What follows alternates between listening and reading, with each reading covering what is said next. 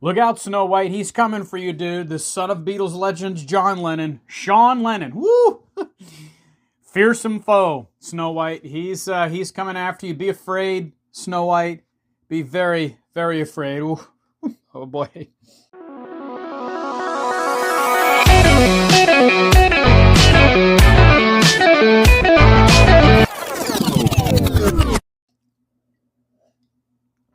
I have tried my best to not care and look away from all of this ongoing controversy surrounding Disney's latest live-action remake, the majority of which have been miserable. I'll talk about that in a minute. This time of Snow White, the classic 1937 masterpiece of animation. As a lover of Disney, a guy who has read one, I forget the author's name, wonderful biography of Walt Disney, I know the pains to which anyone involved in the production of that 1937 film went to make an animated film look as realistic as possible. It's a fascinating story. It's a fascinating film from that standpoint, among others. And man, have they crapped the bed once again over at Disney with their live-action remake of this precious classic. There's no end to which Disney can go, it seems, to screw up. Fix what wasn't broken, right? The promotional campaign around this live-action remake of Snow White has been a disaster. Its box office results have been miserable. Its 40% Rotten Tomatoes critical score also was miserable. I've just been, I've seen these stories populate on my phone, and I just sort of go, yeah, okay, and moved on. But not now. Not this. I couldn't look away from this. This one got my attention. Because now, on top of all of this film's troubles, of all bands, the Beatles get dragged into this quagmire. And that's thanks to John Lennon's son, Sean, his younger son, the son he had with Yoko Ono, the half-brother of Julian Lennon, which is an important fact that we're going to get into at some length here in a minute. He decided, Sean did, that his importance is such that the world just could not wait to hear what he had to say about the controversies surrounding this film. When literally no one asked, like literally nobody on the planet was sitting here thinking, I wonder what Sean Lennon has to say about this. Like no one, literally nobody. And what he said about it, OMG, it's hard to know where to even begin with this, with the richness and absurdity of this. He makes this tweet about Rachel Zegler, who's playing Snow White in this film, this controversial star. The reasons that this is controversial are really not fodder for this channel. I don't run a politics channel. I don't know what this woman's politics are. I don't whatever the kerfuffle is about Rachel Zegler, get that from somewhere else. But here on this channel, we talk about music. And for me, I found this to be a rather bracing crossroads between the music world and the film world, thanks to Sean Lennon, who made this, among other tweets, about Rachel Zegler, who's playing Snow White in this film. I agree the vilification went too far, the vilification of Zegler. But she, Rachel Zegler, quote, also acts like a spoiled, ungrateful, and disconnected brat. So it's no surprise. Spoiled, ungrateful, disconnected. My immediate thought about, and I believe Sean Lennon is 48 years old now, about this 48-year-old man was, this is a 48-year-old dude who has spent the entirety of that time with ready and easy available access to privilege and fortune beyond the measure of anyone's wildest dreams. Sean, I believe your mom's net worth, Yoko Ono's worth, is around at least $500 million, almost certainly more. I've seen estimates amounting John Lennon's fortune at the time of his disgusting assassination in December of 1980 of being around $800 million, and you're calling this young woman, Rachel Zegler, disconnected? I don't bemoan anyone having money or privilege. I want to make as much money as I can. I want you who are watching to make a fortune yourself. If you yourself are in possession of a fortune, cherish and enjoy it. But just maybe stay in your lane when it comes to presuming yourself to be the judge of who's disconnected and who's not, if in fact you have access to privilege and fortune that is anywhere near as immense as that which Sean has enjoyed his entire life, for nearly half a century now. And Sean, here's the thing. You know why your mom is wealthy, Sean. It's not just because your dad was this uber successful, famous rock star with probably the most famous band ever assembled, the Beatles, right? You know that he abandoned your half-brother Julian and his mom Cynthia and went out of his way to exclude him from his will, over which he appointed Yoko as sole executor. You know that left Julian having to fight for 16 years in court to claw back a mere $25 million, which may sound like a lot, but in comparison to the fortune from which he clawed that money, as the firstborn child of the man who amassed that fortune, it really isn't a hell of a lot. In fact, it's a pittance. 16 years to claw away from an intransigent Yoko Ono. $25 million, which is, for the amount of money that she is in possession of, basically pocket change.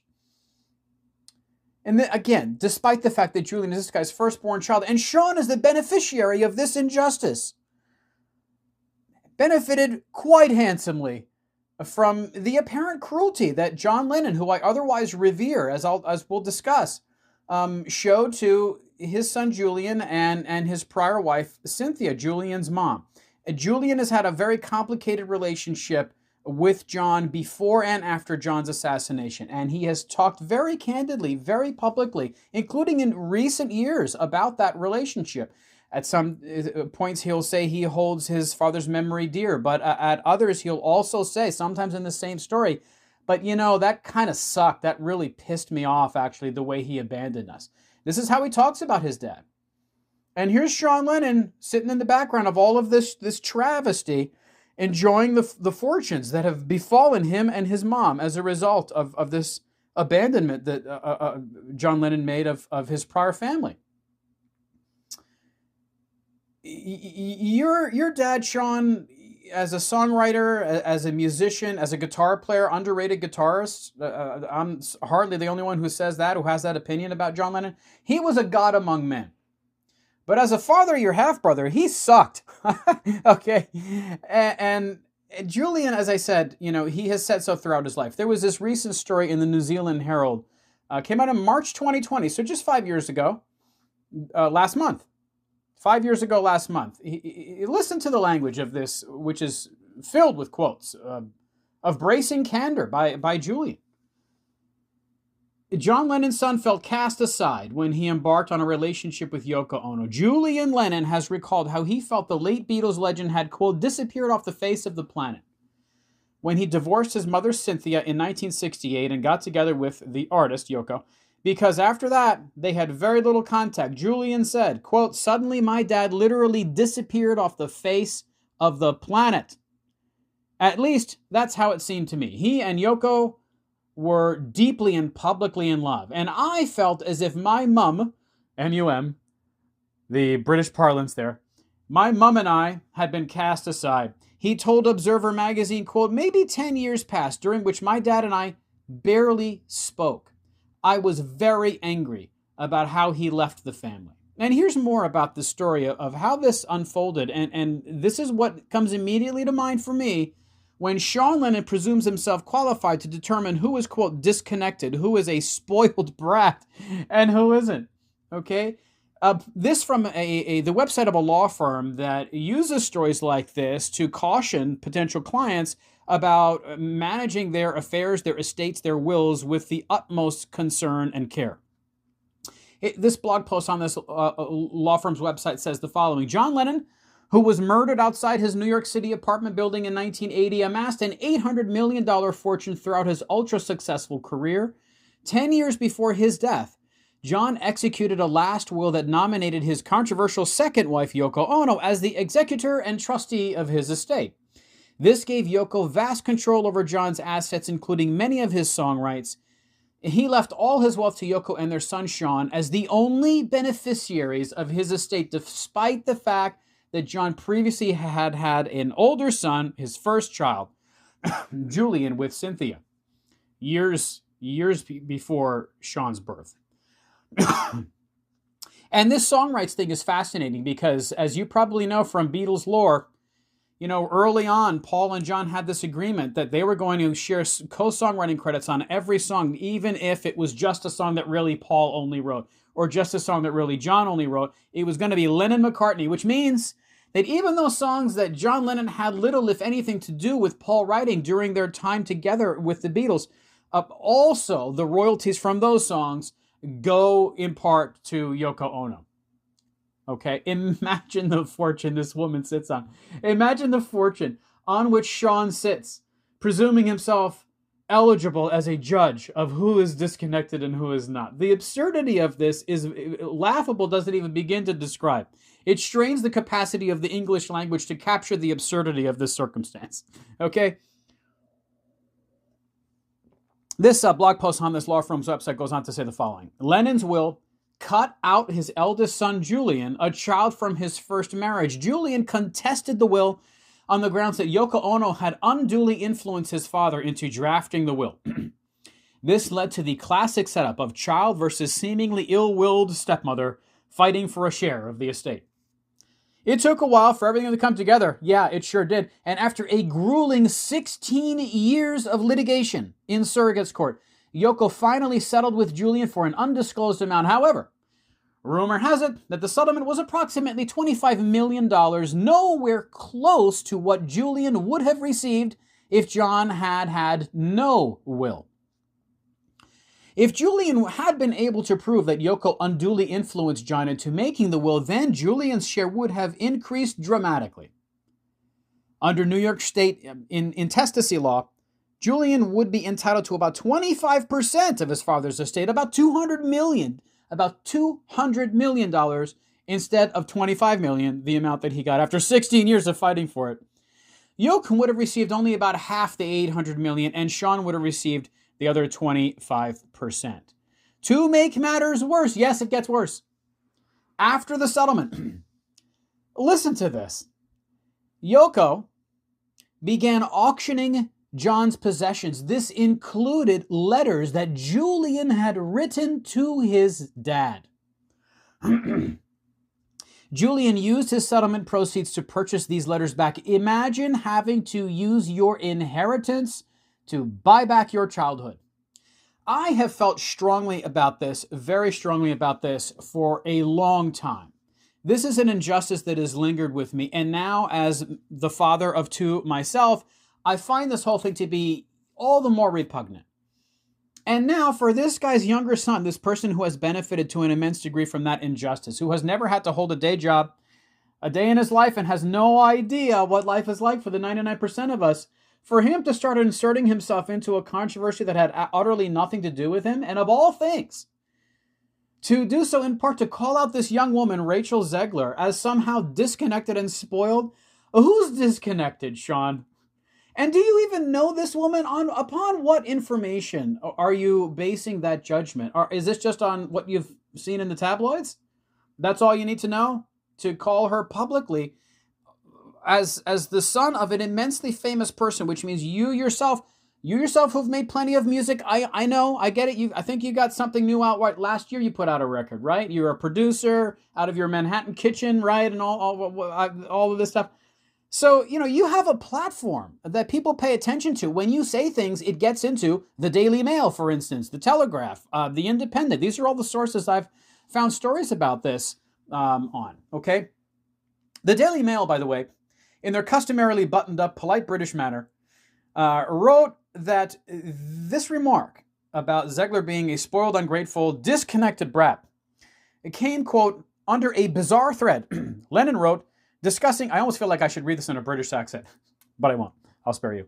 Discussing his opinion on the physical attractiveness of Zegler, his opinion because that too matters. Is of the utmost importance. The world awaits with bated breath for Sean Lennon's determination as to Zegler's physical attractiveness as well, because this is how important Sean Lennon is. Just ask him. I'm sure he'll tell you.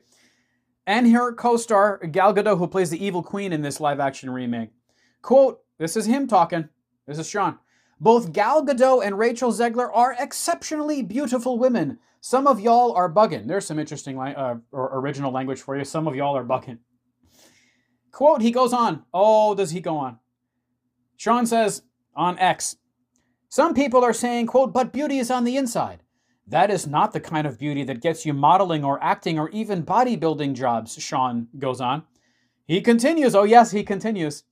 Some people are genetically gifted in the beauty department, and that is a fact of life. Oh, he's not done, though. There's a lot you can do to help with style and personality, but none of that is going to win you a bodybuilding competition, for example, if you don't have good genetics. Let's not be babies. Physical beauty is not on the inside. To which another ex-poster said, Zegler does not deserve the vilification that Variety and a lot of Disney fanboys are constantly giving her. And it was in reply to that comment that Sean Lennon availed the world of his opinion that Rachel Zegler apparently is a spoiled, ungrateful brat who is disconnected. Now,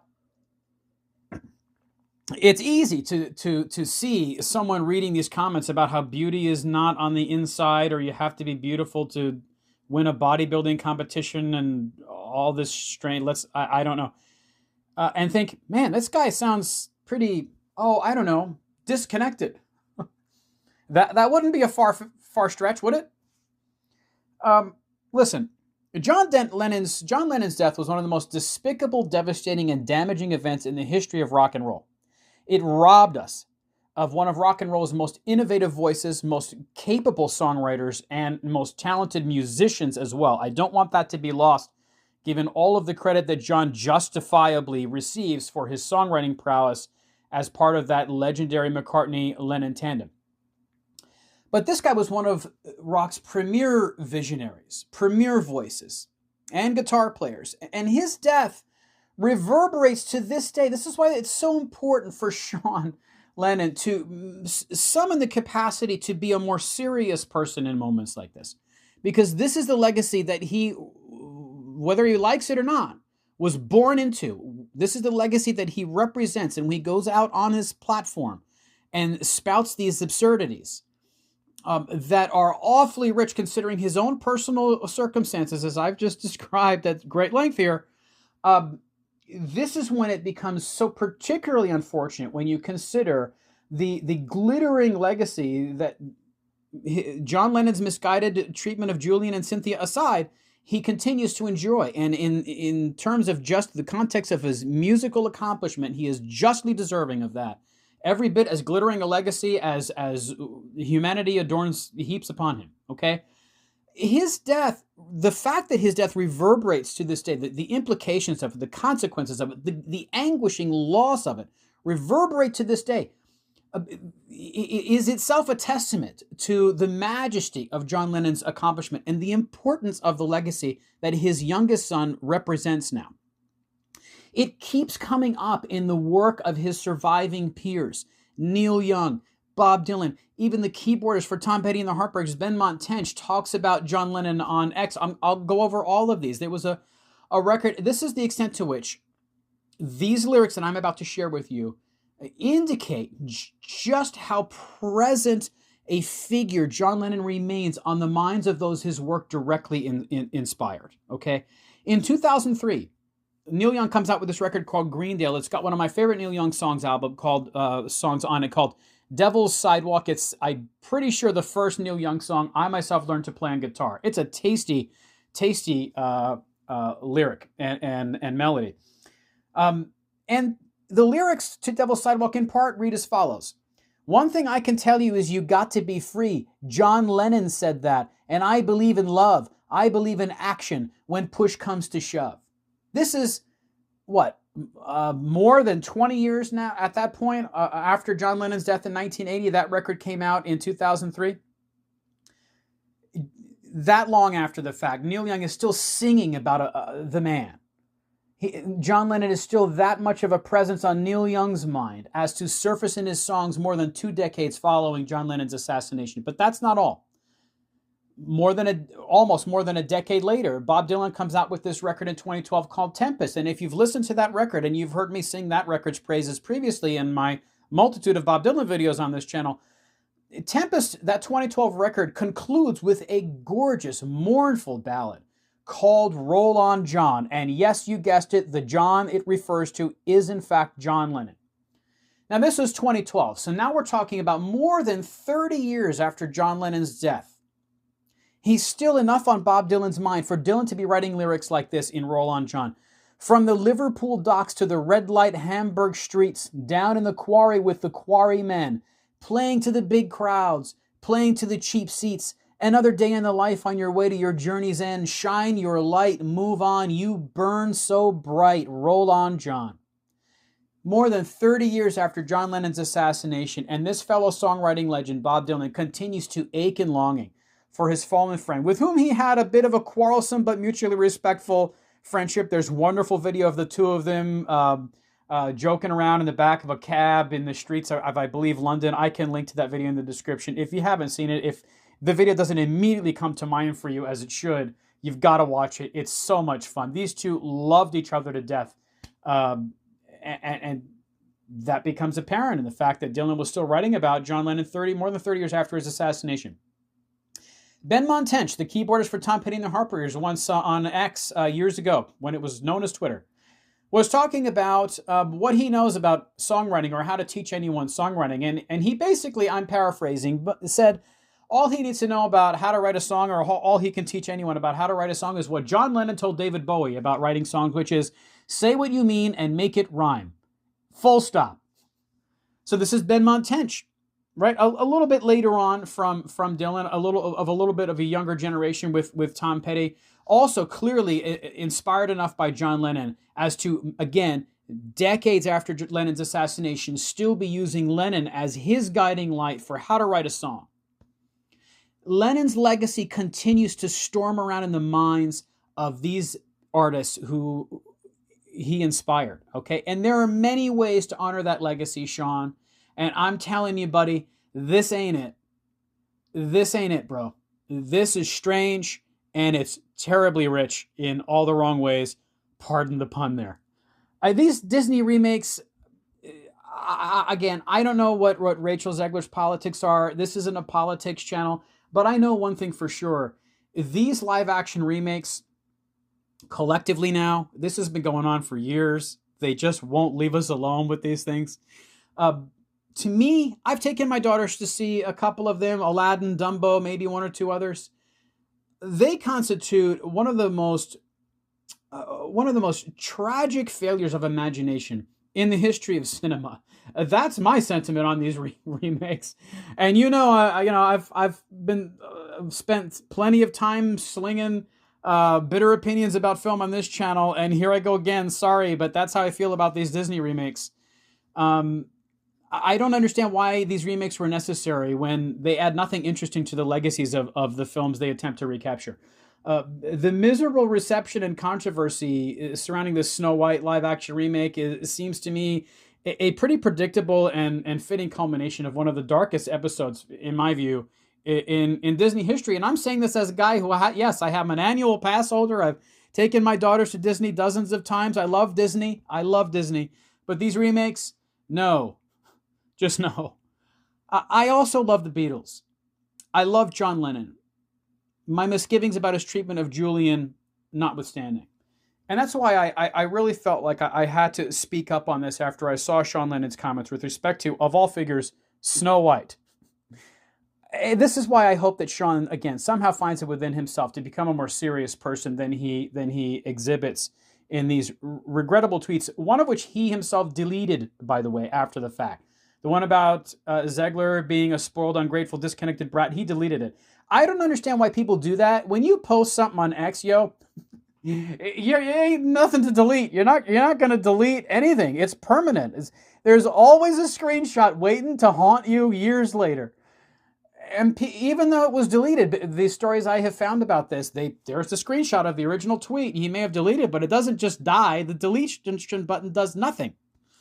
I don't get this tendency that people. It just makes you look worse. Just leave it there. I mean, it's going to be there anyway. I don't get that.